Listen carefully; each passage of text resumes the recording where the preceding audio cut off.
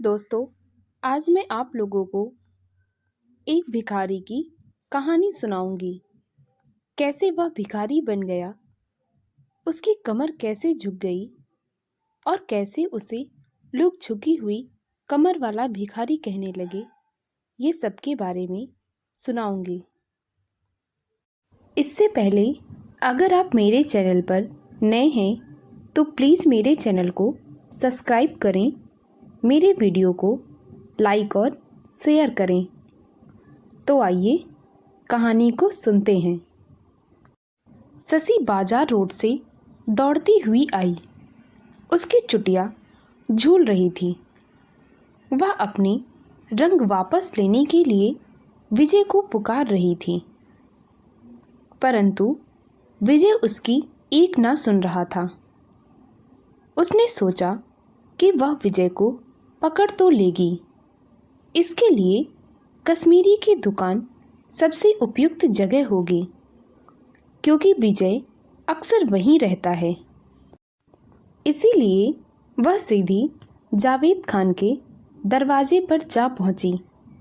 हड़बड़ी में एक झुकी हुई कमर वाले भिखारी से टकरा गई, जो दुकान के सामने बाजार रोड में फैली सर्दियों की धूप का मजा ले रहा था। उस सफ़ेद दाढ़ी वाली आदमी ने शशि की तरफ सिर हिलाते और मुस्कुराते हुए कहा, धीरे धीरे नन्ही गुड़िया, धीरे धीरे, नहीं तो गिर जाओगी और तुम्हें चोट भी लग सकती है। इन सीधी ढलान वाली सड़कों पर इतनी तेज दौड़ना अच्छी बात नहीं है। गणपत कमर से पूरी तरह झुका हुआ भिखारी गर्मियों में तो मैदानी इलाकों से आने वाले सैलानियों से कुछ पैसे इकट्ठे कर लिया करता था, लेकिन सर्दियों में आसपास कहीं भी बैठकर धूप खाया करता था और किसी को भी उसकी बात सुने पकड़कर बतियाया करता था। गणपत की अपेक्षा करना मुश्किल था, क्योंकि भले ही उसकी कमर झुकी हुई थी, वह बहुत शालीन था और उसकी लंबी सफ़ेद दाढ़ी तथा प्रभावशाली आंखें हर किसी का सम्मान हासिल कर लेती थी।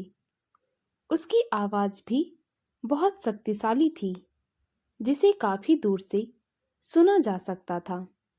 लोग कहते हैं वह कभी अभिनेता रहा था, परंतु उसके साथ कुछ ऐसा हुआ कि वह अभिनेता से सीधा भिखारी बन गया और उसकी कमर भी झुक गई।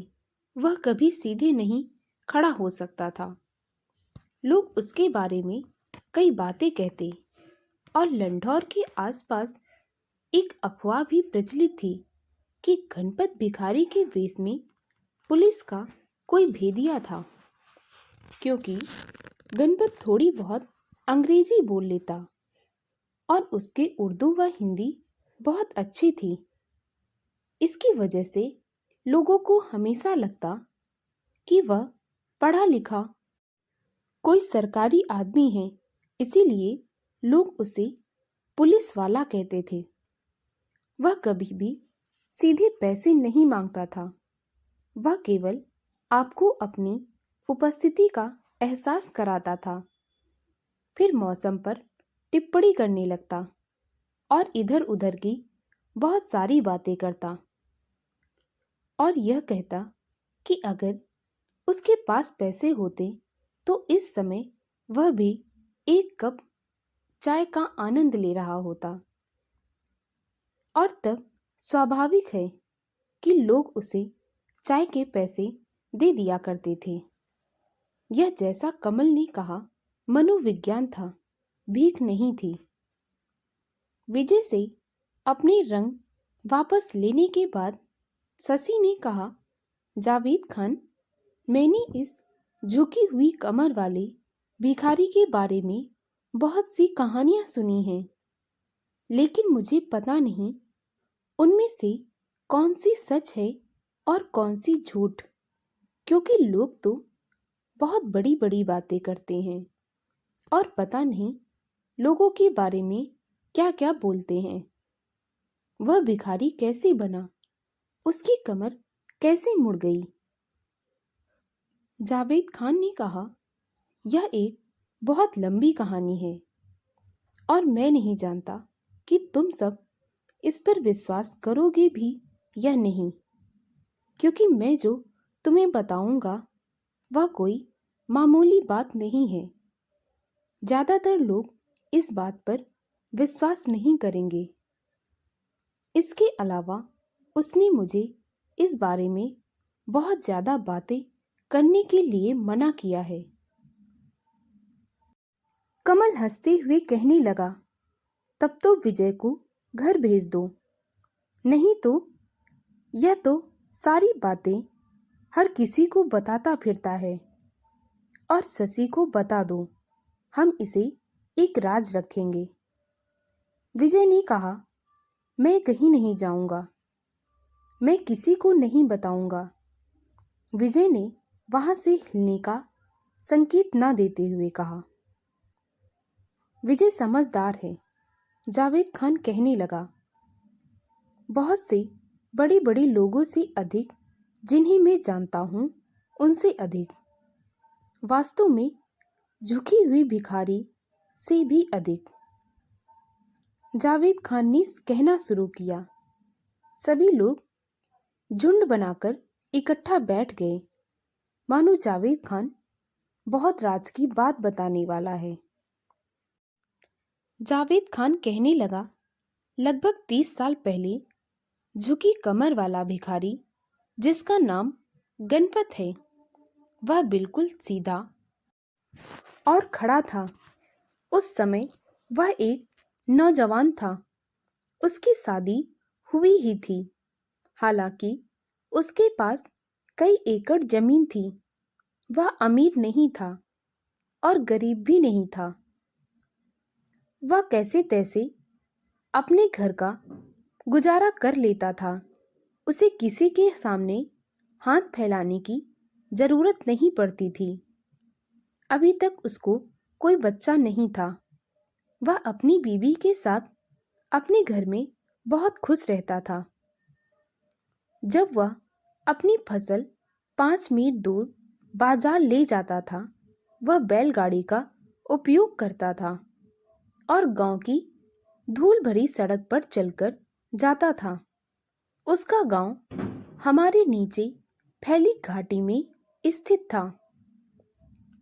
हर रात को लौटते समय गणपत को पीपल के एक पेड़ के पास से गुजरना होता था।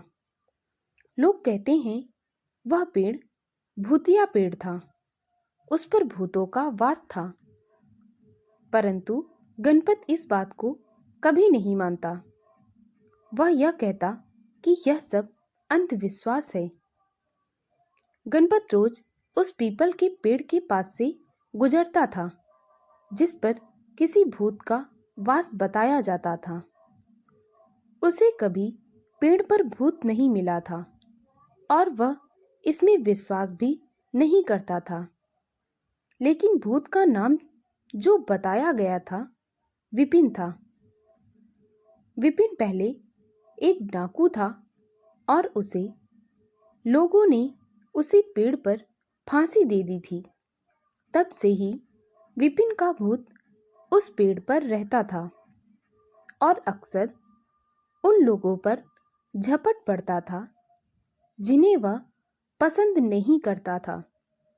कभी कभी उनकी पिटाई भी करता। लोगों के साथ बहुत गलत तरीके से पेश आता। ज्यादातर लोगों ने उस रास्ते से आना जाना छोड़ दिया था। वह लोगों के गले पर कूदकर उनकी पाचन क्रिया गड़बड़ कर देता था। सभी लोग गणपत से कहते कि उस रास्ते से मत आया जाया करो, परंतु गणपत इस बात को कभी ना मानता। वह कहने लगता कि मैं रोज उसी रास्ते से आता जाता हूँ। अगर कोई भूत होता तो मुझे भी नजर आता, या फिर मेरे साथ भी कुछ ऐसा करता जिससे मुझे एहसास होता। कि वह भूत उस पर रहता है। शायद गणपत के बार बार उस पेड़ के नीचे से आने जाने के कारण विपिन उससे नाराज हो गया था, क्योंकि एक रात गणपत पर हमला करने का फैसला कर लिया। उसने पेड़ से छलांग लगाई और रास्ता रोककर सड़क के बीचों बीच खड़ा हो गया। वह चिल्लाया, तुम अपनी बैलगाड़ी से नीचे उतरो, मैं तुम्हें मारने जा रहा हूं।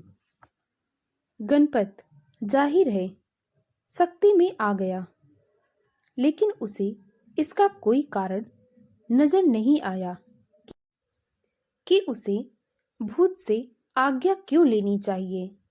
उसने जवाब दिया, मेरा मरने का कोई इरादा नहीं, तुम मेरी गाड़ी पर चढ़ आओ।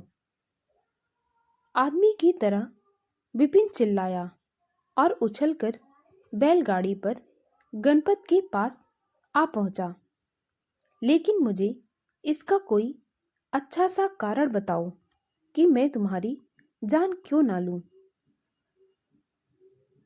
अगर तुमने मुझे मार दिया तो तुम बाद में बहुत पछताओगे। मैं एक गरीब आदमी हूं, मेरी एक पत्नी है जिसका मैं इकलौता सहारा हूं। अगर तुमने मुझे मार दिया तो मेरी पत्नी का ध्यान कौन रखेगा? मेरे परिवार में और कोई दूसरा नहीं है। विपिन ने कहा, तुम्हारे गरीब होने का इससे कोई संबंध नहीं है। गणपत ने होशियारी दिखाई और कहने लगा, अगर तुम मुझे अमीर बना सकते हो तो बना दो, उसके बाद तुम मुझे आसानी से मार देना, मैं मरने के लिए तैयार हूं। कम से कम मेरे मरने के बाद मेरी पत्नी के पास अपने जीवन को गुजारने के लिए धन तो होगा। विपिन कहने लगा, तो तुम क्या समझते हो, मेरे पास तुम्हें अमीर बनाने की शक्ति नहीं है। गणपत ने कहा, मैं तुम्हें मुझे अमीर बनाने की चुनौती देता हूं। विपिन चिल्लाया, तो चलते रहो, मैं तुम्हारे साथ तुम्हारे घर चल रहा हूं। गणपत ने बैलगाड़ी गांव की तरफ बढ़ा दी। विपिन पीछे बैठा हुआ था। तब विपिन ने कहा, मैंने ऐसी व्यवस्था कर दी है कि अन्य कोई मुझे ना देख पाए, सिर्फ तुम मुझे देख सकोगे। गणपत कहने लगा, क्यों, डर गए हो क्या? अगर हिम्मत है तो तुम सबको दिखो। तब विपिन कहने लगा, नहीं, मैं सिर्फ तुमको दिखूंगा, यहाँ तक तुम्हारी पत्नी भी मुझे नहीं देख पाएगी, क्योंकि मैं तुम्हारे साथ तुमको अमीर बनाने के लिए जा रहा हूं। इसीलिए मैं गुप्त रूप से तुम्हारे पास रहूंगा और तुम्हारी सहायता करूंगा। और दूसरी बात, मुझे हर रात तुम्हारे पास सोना होगा और किसी को इसका पता नहीं चलना चाहिए। अगर तुमने मेरे बारे में किसी को बताया तो मैं निश्चित रूप से तुम्हें मार डालूंगा। गणपत कहने लगा, ठीक है, चिंता मत करो, मैं किसी को भी नहीं बताऊंगा। विपिन कहने लगा, अच्छा है, मैं तुम्हारे साथ रहने का इंतजार कर रहा हूं। वहां पेड़ पर रहते रहते मैं अकेलापन महसूस कर रहा था, तो विपिन गणपत के साथ रहने आ गया और वे हर रात एक दूसरे के साथ सोने लगे और उनमें बहुत अच्छी पटने लगी। विपिन और गणपत दोनों बहुत सारी बातें करते, कभी कभी तो बातों बातों में ही आधी रात गुजर जाती। विपिन उतना ही अच्छा था जितने उसके शब्द थे और कल्पनीय व अकल्पनीय स्रोतों से पैसा बरसने लगा। जब तक गणपत इस स्थिति में नहीं पहुंच गया कि वह जमीन तथा मवेशी खरीद सके, किसी को भी उसके विपिन के साथ सहयोग के बारे में नहीं पता था। हालांकि स्वाभाविक है, उसके मित्र और रिश्तेदार जरूर आश्चर्य करते थे कि इतना धन कहाँ से आ रहा है। इसी समय के दौरान गणपत की पत्नी रात को लगातार उसकी अनुपस्थिति से चिंतित रहती थी। पहले तो उसने अपनी पत्नी को बताया था कि उसकी तबीयत ठीक नहीं है, इसीलिए वह बरामदे में ही सो जाएगा। फिर उसने कह दिया कि रात को कोई उसकी गाय चुराने की कोशिश कर रहा था, इसीलिए उसे उनकी रखवाली करनी होगी। इसके बाद विपिन और वह गायों के बाड़े में सोए। गणपत की पत्नी रात को अक्सर उसकी जासूसी करने लगी, लेकिन उसने उसे हमेशा गायों के बीच में सोते हुए ही पाया। उसके अजीब व्यवहार को समझ पाने में असमर्थ रहने पर उसने यह बात अपने माता पिता को बताई। वे गणपत के पास आए और उससे पूछताछ की। गणपत के जानने वाले बहुत हैरान थे कि वह धीरे धीरे इतना पैसा कैसे कमा रहा है। पहले भी तो यह यही काम करता था, परंतु जिस तरह अब इसकी आय में वृद्धि हो रही है, कुछ तो गड़बड़ है। उसके रिश्तेदार भी उसकी आय में वृद्धि का स्रोत बताने पर जोर दे रहे थे। एक दिन चाचा चाची और दूर के चचेरे भाई सब यह जानने के लिए उसके घर आ पहुंचे। सबने कहा, तुम्हारे पास इतना पैसा कहाँ से आ रहा है? कहीं तुम कोई गलत काम तो नहीं कर रहे? किसी के घर डाका तो नहीं डाला? गणपत अपना धैर्य खोते हुए कहने लगा, क्या आप लोग चाहते हो कि मैं मर जाऊं? अगर मैं अपनी दौलत का कारण आपको बताता हूं तो मैं सब कुछ खो दूंगा।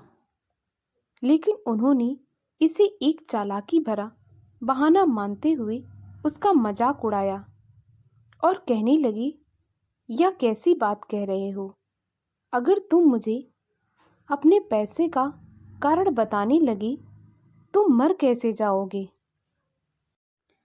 गणपत के रिश्तेदारों को शक हो रहा था कि वह इस सारे पैसे को अपने पास ही रखना चाहता था।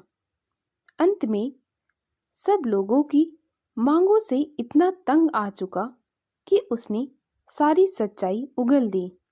उन्होंने इस सच्चाई पर भी विश्वास नहीं किया। भला ऐसा कौन मान सकता है कि एक इंसान और भूत दोनों एक साथ रह रहे हों? लेकिन इससे उन्हें बातें करने का एक विषय मिल गया था।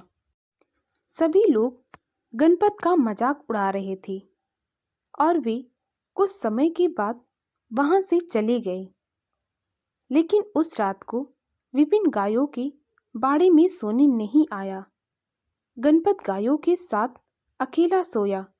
उसे डर लग रहा था कि अगर वह सो गया तो जब वह सोया हुआ होगा, विपिन उसे मारने का फैसला कर सकता है।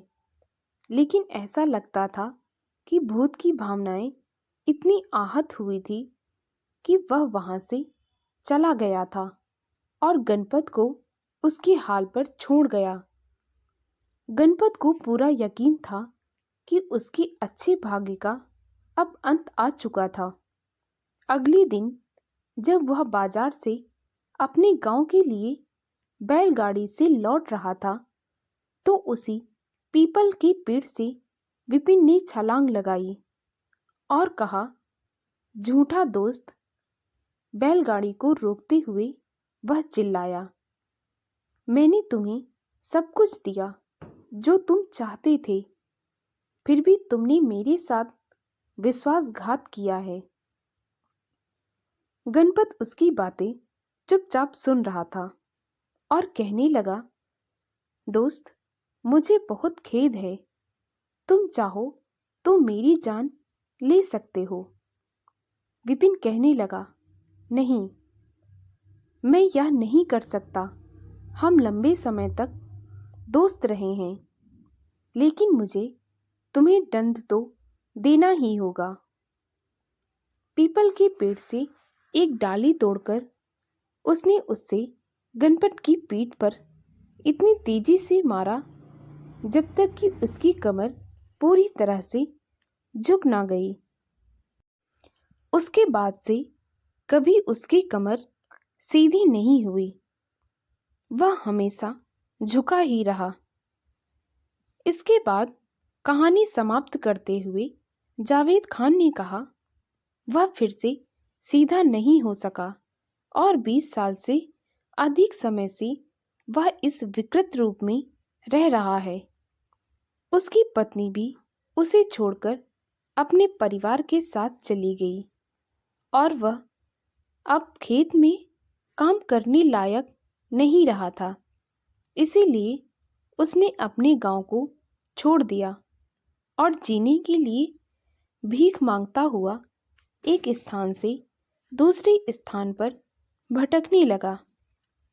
इसी तरह से वह लंठौर आ पहुंचा और उसने यहीं रहने का फैसला कर लिया। यहाँ के लोग अन्य स्थानों की बजाय अधिक दयालु लगते हैं। कम से कम गणपत ऐसा सोचता है। और इतनी ऊंचाई पर यहाँ कोई पीपल का पेड़ नहीं है। सभी लोग चुपचाप बैठे जावेद खान की कहानी सुन रहे थे। फिर थोड़ी देर बाद कमल ने पूछा, लेकिन उस धन का क्या हुआ जो उसने विपिन से प्राप्त हो गया? जावेद खान ने कहा, वह सब गायब हो गया। जैसे इस प्रकार की सभी चीजों का होना चाहिए। उस धन का क्या महत्व है जिसके लिए तुमने खुद कोई मेहनत नहीं की है? जब शशि, कमल और उन्हें नन्हे विजय ने कश्मीरी दुकान छोड़ी तो झुकी हुई कमर वाला भिखारी अभी भी सड़क पर था। जब वे उसके पास से गुजरे तो उसने सिर हिलाया और मुस्कुराया। उसके बाद विजय, जो शरारत करने की चाह को रोक नहीं पाया, वृद्ध आदमी के पास गया और एक डरावनी कानाफूसी में कहा, विपिन। झुकी हुई कमर वाला भिखारी मुस्कुराए और सिर हिलाए बिना नहीं रह सका, लेकिन वह थोड़ा सा सीधा होता हुआ प्रतीत हुआ। और शायद शशि ने सोचा, अगर विपिन फिर से इस वृद्ध आदमी को मिल जाए तो वह इसे पूरी तरह से सीधा कर सकता है और उसे फिर से अमीर बना सकता है। शायद झुकी हुई कमर वाला भिखारी भी इसे जानता था, लेकिन वह काफी खुश नजर आ रहा था और पूरे लंठौर बाजार में खुशी से घूम रहा था। उसे अपने भिखारी होने पर कोई अफसोस नहीं था। वह अपनी जिंदगी पूरे ऐशो आराम के साथ बिता रहा था, मानो उसके पास बहुत सारा धन हो। वह अपनी जिंदगी बहुत सुकून भरी महसूस कर रहा था। अगर दोबारा उसे विपिन मिल भी जाता और उससे उसकी कमर ठीक करने के लिए कहता, तो वह भिखारी अपनी कमर को ठीक ना करवाता और ना ही अमीर बनने की चाहत रखता, क्योंकि उसे अब अपनी यही जिंदगी बहुत प्यारी लग रही थी। दोस्तों, अगर आपको मेरी कहानी अच्छी लगी हो तो प्लीज़ मेरे वीडियो को लाइक और शेयर करें।